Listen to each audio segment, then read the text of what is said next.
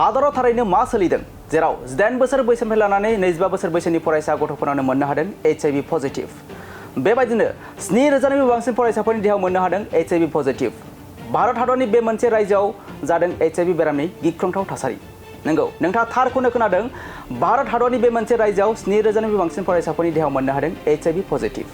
जेराव 18 बोसोर बैसोनिफ्राय लानानै 25 बोसोर बैसोनि फरायसा गथ'फोरानो मोननो हादों HIV पजिटिव। आरो भारत हादरनि बे रायजोआव 15 निफ्राय 35 बोसोर बैसोनि HIV जों साग्लोबजानाय सुबुंफोरनि अनजिमाया 2023 मायथाइनिफ्राय 24आव 49,000निफ्राय बांनानै 2024निफ्राय 26आव 83,000 जाहैबाय। गासै 2,60,000सो सुबुंफोरानो भारत हादरनि बे रायजोआव HIV जों लोगोसे जिउ खुंगासिनो दं होनना मिथिनो मोननाय जादों। आरो बेफोरनि गेजेराव 2,05,000निबो बांसिन सुबुंफोरा बेसेन नाङै एन्टि रेट्र'भाइरेल थेरापि मोननो हागासिनो दं। जेराव खमैबो 54,000 सुबुंफोरा गावनि HIV स्टेटासखौ मिथिया।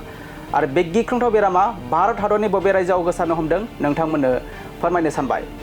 भारत हादरनि कर्नाटक रायजोआव मोननो हादों गिख्रंथाव HIV बेरामजों साग्लोबजानाय सुबुंफोर। 7,000निबो बांसिन फरायसाफोरनि देहायाव मोननो हादों HIV पजिटिव।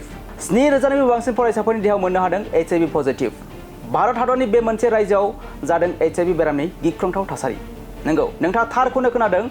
भारत हादरनि बे मोनसे रायजोआव 7,000निबो बांसिन फरायसाफोरनि देहायाव मोननो हादों HIV पजिटिव। जेराव 18 बोसोर बैसोनिफ्राय लानानै 25 बोसोर बैसोनि फरायसा गथ'फोरानो मोननो हादों HIV पजिटिव। आरो भारत हादरनि बे रायजोआव 15 निफ्राय 35 बोसोर बैसोनि HIV जों साग्लोबजानाय सुबुंफोरनि अनजिमाया 2023 मायथाइनिफ्राय 24आव 49,000निफ्राय बांनानै 2024निफ्राय 26आव 83,000 जाहैबाय। गासै 2,60,000सो सुबुंफोरानो भारत हादरनि बे रायजोआव HIV जों लोगोसे जिउ खुंगासिनो दं होनना मिथिनो मोननाय जादों। आरो बेफोरनि गेजेराव 2,05,000निबो बांसिन सुबुंफोरा बेसेन नाङै एन्टि रेट्र'भाइरेल थेरापि मोननो हागासिनो दं। जेराव खमैबो 54,000 सुबुंफोरा गावनि HIV स्टेटासखौ मिथिया। आरो बे गिख्रंथाव बेरामा भारत हादरनि बबे रायजोआव गोसारनो हमदों नोंथांमोननो फोरमायनो सानबाय। भारत हादरनि कर्नाटक रायजोआव मोननो हादों गिख्रंथाव HIV बेरामजों साग्लोबजानाय सुबुंफोर।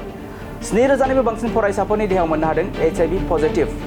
आरो बेबायदि गिख्रंथाव थासारिखौ नोजोर बोनानै कर्नाटक सरकारा मोनफ्रोम कलेज एबा फरायसालिमाफोराव HIV स्क्रिनिं केम्प जागायनो थाखाय थियारि खालामबाय। नाथाय सोरखारनि थिरांथानि ओंथिया बे नङा दि HIVआ फरायसालिमाफोराव गोसारदों।